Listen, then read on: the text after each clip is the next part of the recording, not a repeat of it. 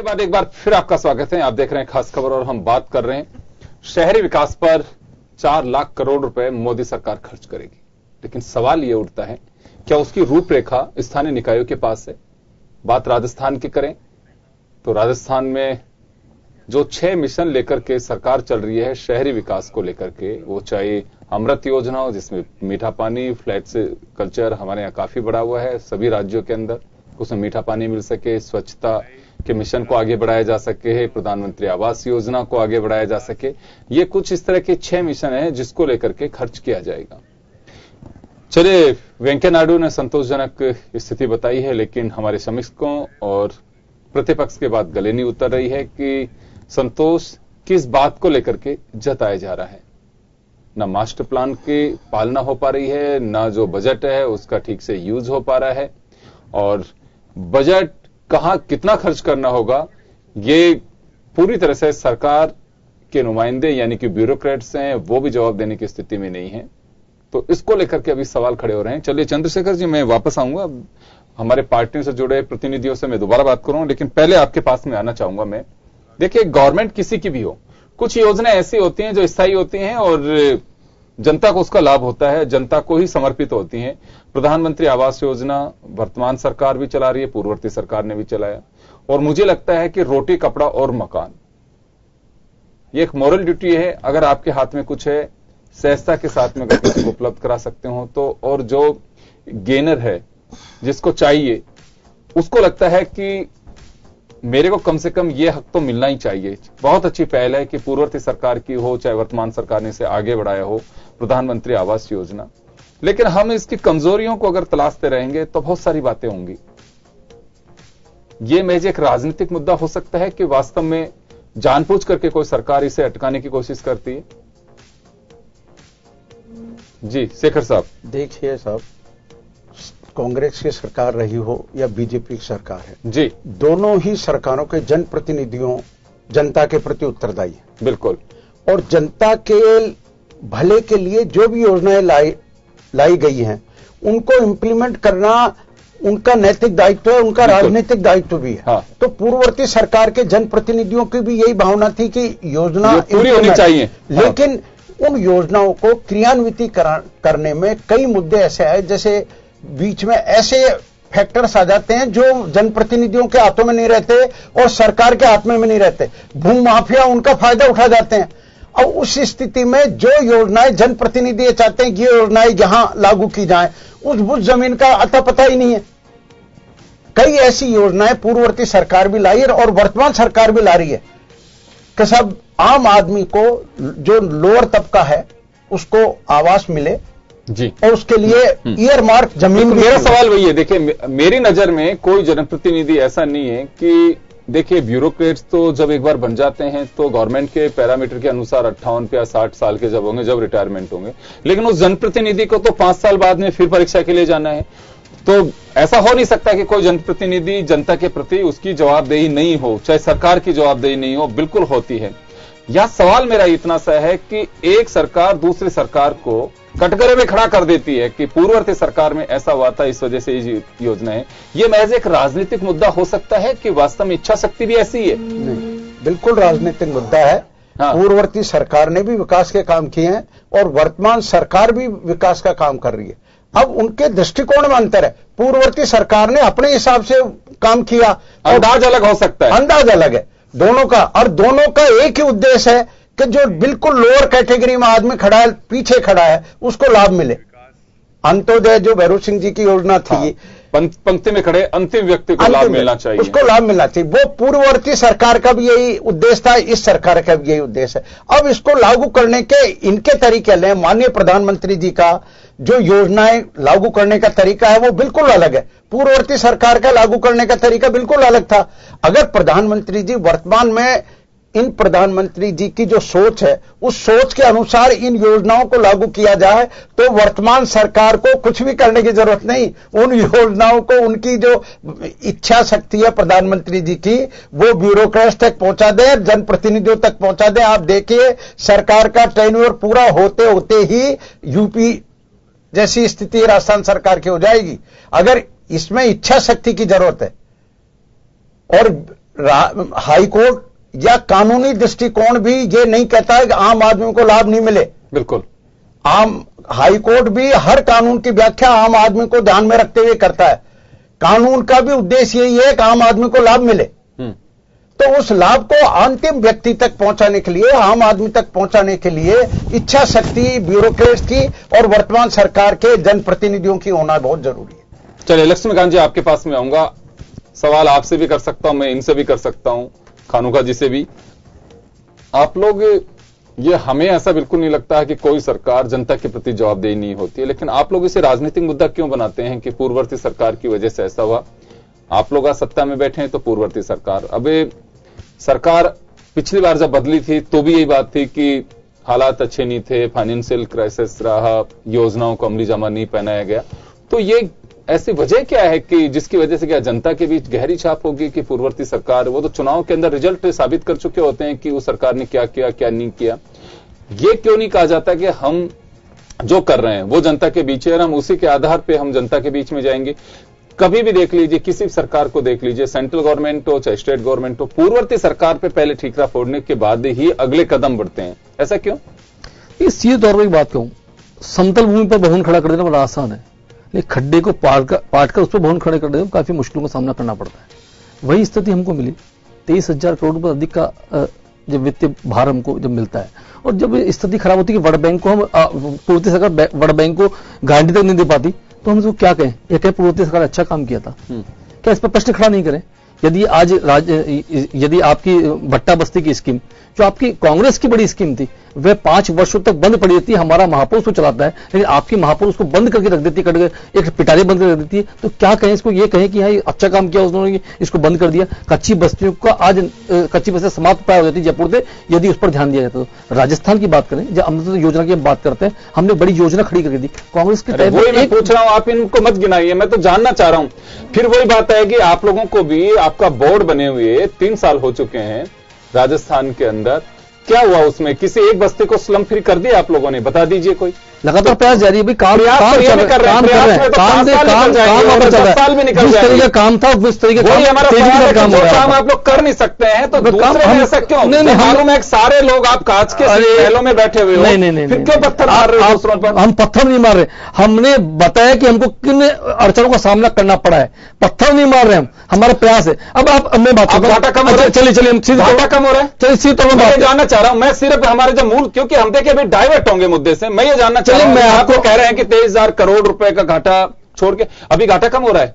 देखिए लगातार हमारा प्रयास लगातार जारी है, लगातार प्रयास जारी है घाटा कम करने का, कवर करने का लगातार प्रयास जारी है, लेकिन घाटे का रास्ता विकास अवरुद्ध हो ऐसा भी कहीं नहीं है। तो ये किसने किया? पूर्ववर्ती सरकार ने किया कि घाटा सर पे चढ़ाते चले गए? और यदि वर्ल्ड बैंक गारंटी नहीं देती, किसी को कौन दोषी होगा इसके लिए, जिसके प्रधानमंत्री की जो आवास योजना को शुरू नहीं हो पाती या धीमी गति थी, कौन जिम्मेदार होगा उसके लिए? आप किसी जिम्मेदार है? हमें उस समय सरकार में थे। मेरा सवाल ये नहीं है, मैं तो ये जानना चाह रहा हूं कि मैं आपको ऐसा हुआ। चलिए मैं सीधे तौर पर आपको ये भी ये बात बोले, राजस्थान के विकास की बात करते हैं, जयपुर विकास की बात करते हैं सीधे तौर पर। 77 के अंदर माननीय भैरव सिंह शेखावत राजस्थान के मुख्यमंत्री बनते हैं, माननीय भंवरलाल जी शर्मा राजस्थान यूडीएच मंत्री बनते हैं। राजस्थान को सबसे बड़ी एशिया की कॉलोनी जो मानसरोवर है, इसका एक प्लान बनता है, जो प्लान की बात कर रहे हैं मेरे कांग्रेस वक्ता का, हम प्लान बनाते हैं, हमने प्लान बनाया, लेकिन साधुवाद देता हूं उस समय तत्कालीन श्री राम जी गोटेवाल इसके बाद यूडीएच मंत्री बने, उस योजना को असली जहां बनाने का प्रयास जयपुर के बेटे ने किया, तो हम उनको साधुवाद देते हैं कि भाई उन्होंने हमारी योजना को आगे बढ़ाने का प्रयास किया। हमने तो नहीं कहा कि उन्होंने ऐसा नहीं किया, हमने कहा उसको फिर हमारी सरकार आती है, मांस योजना कुछ समय बंद होती है, लेकिन जब भंवर जी दोबारा यूडीएच मंत्री बनते हैं, फिर से बड़े रूप में शुरू होती है और लगातार चलती है। तो हम कैसे कह सकते हैं जो काम शुरू करके आपने किए, आज आपने मेट्रो स्टेशन, आप मेट्रो लाने की बात की, हमने मेट्रो काम को आगे बढ़ाया, तो अब आप इस बात को हम नहीं कहते ना कि हम जो आपने अच्छे काम किए उनको लगातार हम उस कहते हैं कि हमने आगे बढ़ाया, आपने आगे बढ़ाया, हमने भी आगे बढ़ाया, कई सारी योजनाओं को आगे बढ़ाने का प्रयास किया। आज जयपुर में स्ट्रीट लाइटें दिखती है, यहां पर सोडियम लाइटें जहां बल्ब जला करते थे पीले कलर के, आज सोडियम लाइटें दिखती है, एलईडी दिखती है, तो भंवरलाल शर्मा दे दें सीधे जेब में मानना पड़ेगा जयपुर को। आज सीमेंट रोड की सड़कों की बात करते हैं तो उससे पहले करती थी भंवर जी यूडीए मंत्री ने, उसके पहले कहां जयपुर का विकास दिखता था। आज यदि हम तालकोट एसटीपी की बात करते हैं, तालकोट साफ हो उसकी बात करते हैं, स्मार्ट सिटी योजना करते हैं, तो आज हमारा विकास का केंद्र है, हमने उसकी बात की है। आपने इस पर भी ध्यान क्यों नहीं दिया? आपका मंत्री थे बृजकिशोर जी, क्यों तालकोट क्यों सड़ रहा था? हामिल विधानसभा क्षेत्र का मंत्री तालकोट का विकास क्यों नहीं हुआ? चलिए, मैं तो एक इतना सा जानना चाहूंगा कि अभी चंद्रशेखर जी का साफ कहना है कि जो योजनाएं हैं वो चाहे धरातल पे नहीं दिख रही हैं और एक केवल बस मोटिवेशनली, यानी कि मोरली सपोर्ट मिल सके अधिकारियों को, कर्मचारियों को, वर्तमान सरकार को कि संतोषजनक है और हम संतुष्ट हैं। ये संतोषजनक और संतुष्ट वाला जो मामला है, ये यहां पे सवाल खड़ा होता है। वेंकैया नायडू जी को 1 महीने में तो संतोषजनक स्थितियां लगती हैं और 1 महीने पहले ही जब उन्हीं के एक सर्वे के अंदर हालात यहाँ के खराब नजर आते हैं, तो ये 1 महीने में 1 महीना भी नहीं लगा। ये तभी की बात है। उन्होंने कहा सफाई के मामले पे अधिकारियों के कहने पर कि मैं हम रिव्यू कर रहे हैं, सुधार करने का प्रयास करें, तब उन्होंने कहा मैं इसकी सत्य संतोषप्रद मानता हूं। यदि आप लोग प्रयास करें निश्चित रूप संतोषप्रद स्थिति है, लेकिन हमें सीधे तौर पर हम लगातार प्रयास करें, हमारी सरकार लगातार प्रयास करें, जयपुर साफ बने, सुंदर बने, स्वच्छ बने। इसका लगातार हम राजस्थान को अभी आप जयपुर की बात करें, इसलिए मैंने कहा राजस्थान की बात कर रहा हूं। बिल्कुल राजस्थान बजट आपका जो बिल्कुल खर्च करने की राजस्थान की बात, मैं राजस्थान में बात करूं, स्वच्छ भारत अभियान के माध्यम राजस्थान के अंदर शौचालयों का निर्माण लगातार करने का प्रयास कर जयपुर राजस्थान को स्वच्छ वातावरण देने का प्रयास हमारी सरकार कर रही है। राजस्थान पूरा स्वच्छ हो। लक्ष्मणकांत जी, मॉनिटरिंग करते हैं?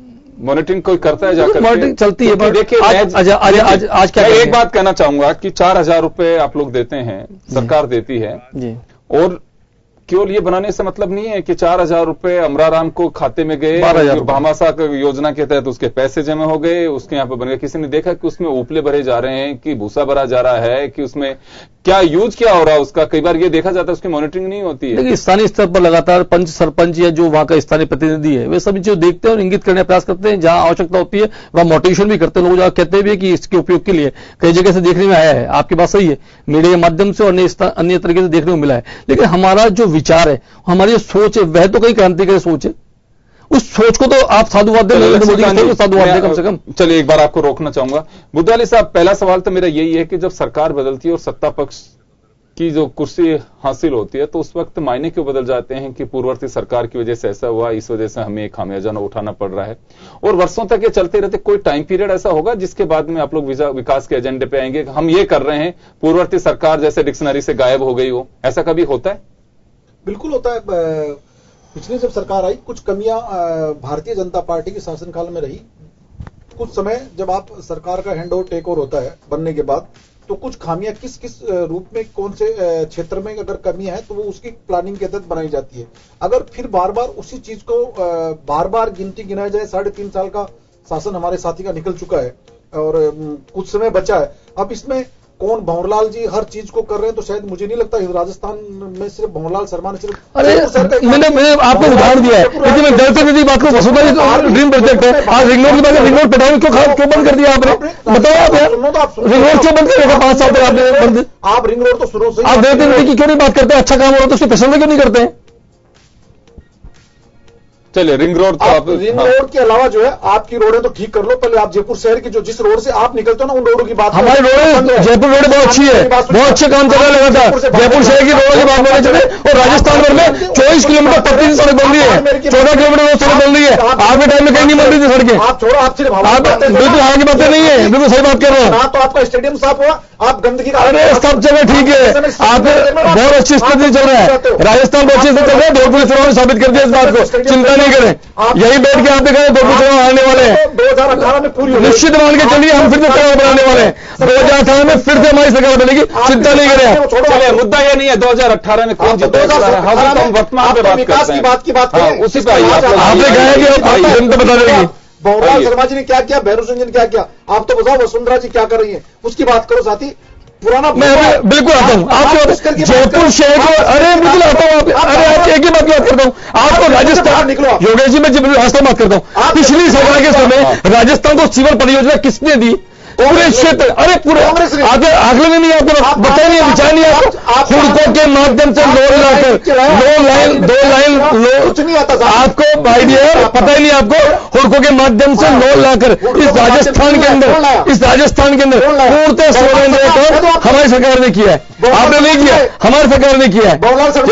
इस राजस्थान के अंदर पार्क और डेवलपमेंट का काम किया तो हमारी सरकार ने किया है। यदि बिजली को पानी लगाकर कोई भागीरथी प्रयास किया तो हमारी सरकार ने किया है। हमारे ये द्रौपदी नदी को बात करते हैं हमारी सरकार करती है, ये रिंग रोड की बात करते हैं हमारी सरकार करती है। आप कुछ नहीं करते, आपने कुछ नहीं किया राजस्थान के लिए, आपके यूडीए के मंत्रियों ने धारीवाजी कुछ किया होता तो इस तरह का सामना नहीं करना पड़ता भाई डियर। हमारी गलती नहीं, हमारी कमी आपकी हमें बदला। अरे बदल दिया ना आपको, इसलिए बदला, आपने कुछ नहीं किया, आपने कुछ नहीं, लगातार चल रहा है। अरे खानू भाई बात सुनिए, एक बार के लिए बुधवाली जी, अरे हमसे बुधवाली जी इसमें कहा, बुधवाली जी एग्जाम होगा, रिजल्ट आ जाएगा, चिंता नहीं करेंगे, 18 कुछ नहीं होगा, आपका रिजल्ट आएगा, आपका अंत होगा। अरे 18 में तो चलिए वो जनता पे डिपेंड। चंद्रशेखर जी मैं एक बात कहना चाहूंगा, हमारे दोनों साथी बैठे हुए हैं, ये अपने अपने दावे, लेकिन जरा आपको शायद अच्छे से ध्यान हो, एशियन डेवलपमेंट बैंक के माध्यम से पहले बार शहरों का विकास शुरू हुआ था, जब 6 शहरों के अंदर ये मास्टर प्लान आया था।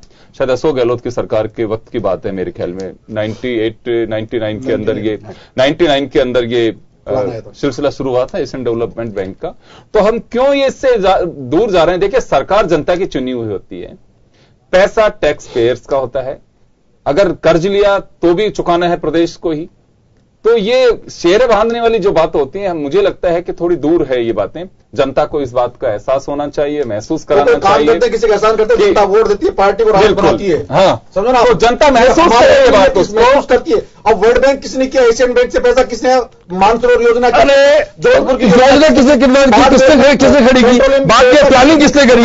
सरकार बदल जाती है, प्लानिंग चलती है। एक बार सुनिए, एक बार नहीं, मैं जो बात कहना चाह रहा हूं, देखिए मानसरोवर की योजना है, रियली उसको अप्रिशिएट करना चाहिए। मना बसावट जिस तरह से की हुई है वाकई बहुत अच्छे तरह से हो कि पृथ्वीराज नगर में अगर इसी तरह से ध्यान दिया गया होता तो हमें लगता है कि मानसरोवर को एक एक्सटेंशन योजना के रूप में पृथ्वीराज नगर में देखा जा सकता था और वाकई बहुत ही खूबसूरत जयपुर होता है, वो एक मॉडल जयपुर के रूप में हो सकता था विकसित।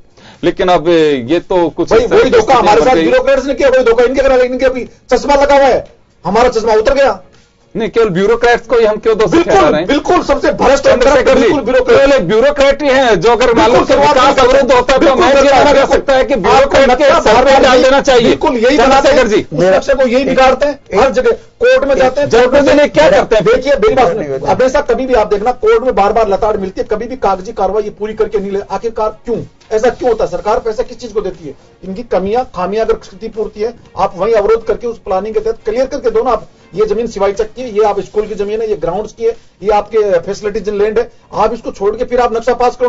कोऑपरेटिव एक्ट में आता है तो कहीं ना कहीं खामी हो जाती है, जेडीए में आता है तो कहीं ना कहीं खामी होती है, नगर निगम आता है तो कहीं खामी होती है, पीडब्ल्यूडी में जाओ तो हर डिपार्टमेंट में कहीं ना कहीं उसका सारा सिस्टम नीचे जाती है। नहीं, एक बार में चंद्रशेखर जी मेरा सिर्फ सवाल इतना सा है कि केवल महज देखिए हर व्यक्ति ये कहता है कि विकास का समन्वय ब्यूरोक्रेट्स यानी कि कार्यपालिका और विधायिका मिलकर के आगे बढ़ाते हैं, तब विकास का नजरिया सामने आता है।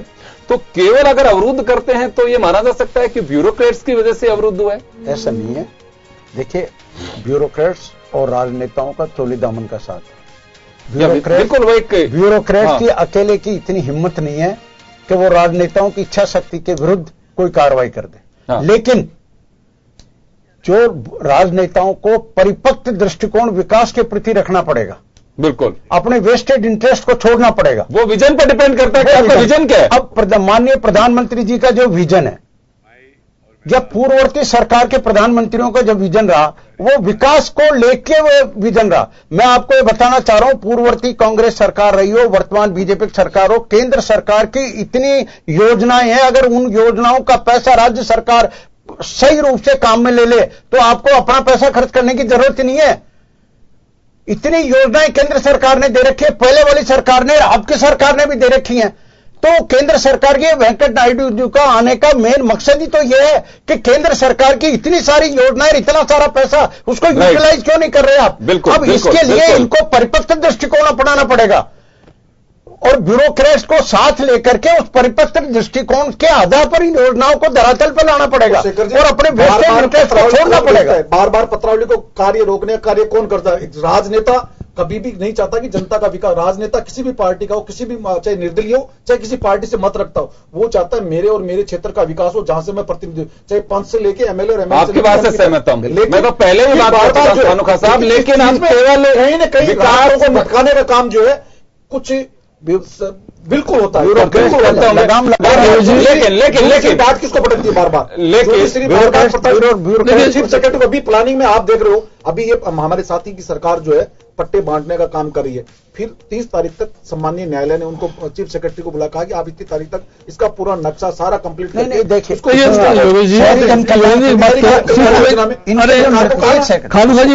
शहरी जन कल्याण शिविर के जो निर्देश दिए हैं ना, उन निर्देशों को अगर आप पढ़ोगे तो उनमें माननीय हाई कोर्ट ने जो निर्देश दिए उनको हटा करके दिए हैं कि उन जो हाई कोर्ट से प्लान का जो वायलेशन हो रहा है उसको छोड़ के और आप सब काम करो। तो और वो निर्देश इतने अच्छे निर्देश हैं, अगर आप उनको देखोगे और वो ये अधिकारी अगर जिसमें कोर्ट में गए और मास्टर प्लान के तहत इनको बार बार भाई, जब इनको सरकार का प्लान का साहब देखिए आप भी कन्नस्ट होते हैं, मास्टर प्लान के ऑफिसर नहीं है, माई डियर सर एक चीज बताओ, वर्तमान सरकार के ही नहीं है कि मास्टर प्लान चल रहा है, ये तो कौन कर रहा है? मैं सीधा भाई तो कहना तात्पर्य कार्यपालिका और विधायिका एक रथ के दो पहिए, दोनों लगातार साथ चलना पड़ता है। जो विधायक है, विधायक का तात्पर्य है जो नेतागण है, जो विधायक बनकर जाता है वह अपनी सोच एक पटल पर रखता है, उसको क्रियान्वित करने का काम ब्यूरोक्रेट्स का होता है। कहीं न कहीं कभी कहीं हमारी कमी के कारण, मैं सीधे तौर पर कहता हूं राजनेताओं का सीधे तौर पर मॉनिटरिंग कम होने के कारण कहीं कहीं उनमें रुकावट पैदा होती है। राजनेताओं की जब मॉनिटरिंग ठीक हो जाएगी तो निश्चित मांगे कि अपने आप ब्यूरोक्रेट्स काम करने लगेंगे। और लगातार वर्तमान सरकार, हमारी सरकार जो लग रही है ब्यूरोक्रेट्स पर लगाम कसने का प्रयास कर रही है, मॉनिटरिंग सीधे तौर पर अच्छे से करने का प्रयास कर रही है और उसका सुखद परिणाम की राजस्थान विकास की ओर अग्रसर है। चलिए, लेकिन लक्ष्मीकांत जी समय का बहुत अभाव है हमारे पास, तो चले कुछ वक्त है, लेकिन आप लोगों के पास भी सरकार का 1-1.25 साल बाकी है। लगाम पिछले 3-4 साल से आप लोग अगर इस बात को स्वीकार करते हैं कि ब्यूरोक्रेट्स पे लगाम लगाने की आवश्यकता है, लगाम देखिए किसी पे लगाने की कोई आवश्यकता नहीं। लगाम हमने कसना प्रयास लगातार जारी है, हमारा पूरी तरह से मॉनिटरिंग कर रहे हैं, लगातार हम कर रहे हैं, जिससे कारण राजस्थान का विकास लगातार चल रहा है, गति पकड़ा हुआ है। जी चलिए, विकास होना चाहिए, जनता यही चाहती है। मेरा एक छोटा छोटा सा सवाल है आप लोगों से, समय बहुत कम है, मैं 1-1 मिनट का वक्त दूंगा आपको। मैं आप ही के पास में आना चाहूंगा लक्ष्मीकांत जी कि जो 190 निकाय हैं, खासकर पीएम आवास योजना की जो बात की जा रही है, समीक्षा पूरे लंबे समय की और चंद्रशेखर जी ने जो बात कही है, ये कड़वा सच है। ये महज केवल इस वजह से नहीं, अंदर खाने में क्या बातें होती हैं, बाहर कुछ और होती हैं। और ये एक अच्छी पहल भी कहूंगा मैं तो केंद्र सरकार की कि मंत्रियों को वो अपने दूसरे राज्यों में भेज करके उसकी समीक्षा करा रहे हैं कि वास्तव में जो पैसा आया उसका यूटिलाइजेशन हुआ कि नहीं हुआ है। आप लोग केवल बस एक ये बात नहीं है कि केवल वकालत पार्टी की सरकार इस वजह से करें। आज भी वेंकैया नायडू साहब को जब प्रेस ब्रीफिंग की थी, हमें वेट था कि शायद सवाल करने का मौका देंगे। केंद्र सरकार की योजनाओं का पैसा का मालूम है कितना यूज हुआ है, कितनी वीसी उसकी भरी गई है और कितना पैसा लैप्स हुआ है पिछले फाइनेंशियल ईयर में। ये शायद को जवाब देने की स्थिति में नहीं था। ये सवाल होते तो उसकी बातें सामने आती। ये महज उन्होंने जो बात बताई हो तो हम उन पर चर्चा कर रहे हैं। आप पता करना, आपके यूडीएस डिपार्टमेंट के मंत्री बैठे हैं, आपके अधिकारी बैठे हैं, आपके डीएलबी के अधिकारी बैठे हैं।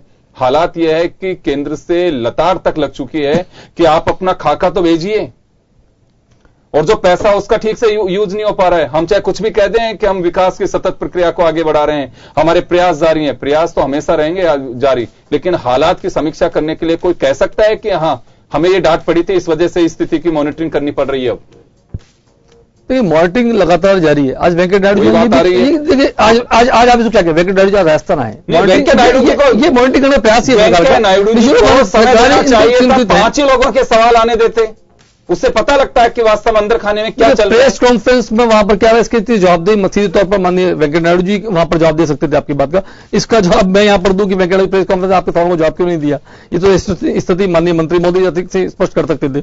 लेकिन जहां तक मैं आपने जो बात हमारे साथ रखी है कि 188 नगर पालिका राजस्थान भर में है, 190 सॉरी, स्थानीय निकाय नगर पालिका, नगर परिषद और नगर निगम बना करके यहां पर प्रधानमंत्री आवास योजनाओं का जारी है। हमारा प्रयास है 2022 तक हर व्यक्ति को मकान मिले, प्रधानमंत्री का है। लगातार इस पर ग्रास रूट पर काम हो रहा है। आप मान के चलिए कि हर निकाय पर नक्शे पास होकर उनका काम क्रियान्वित करने का प्रयास लगातार जारी है। आप कहीं भी चले जाएं, कहीं न कहीं आपको ऐसी योजनाओं का खाका तैयार मिलेगा। किसी नगर पालिका में चले जाएं, मैं तो राजस्थान की करीब 60-70 नगर पालिकाओं को देखा हुआ है सीधे तौर पर, लेकिन मैं सीधे तौर पर कह सकता हूं कि हमारा जो सतत विकास का प्रयास है लगातार जारी है। चलिए मैं एक साहब आपको दूंगा कि देखिए निकायों में आपके भी लोकल बॉडीज में आप लोगों के भी अपने चुने हुए जनप्रतिनिधि हैं।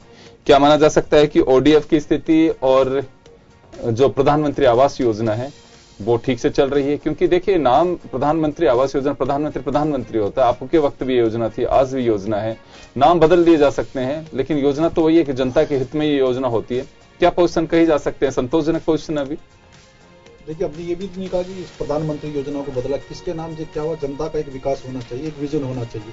लेकिन एक बात तो मैं कह दूं कि कम से कम इनको बार बार उस शब्दार्थ को नहीं कहना चाहिए कि हम पूर्ववर्ती सरकार ने ये किया।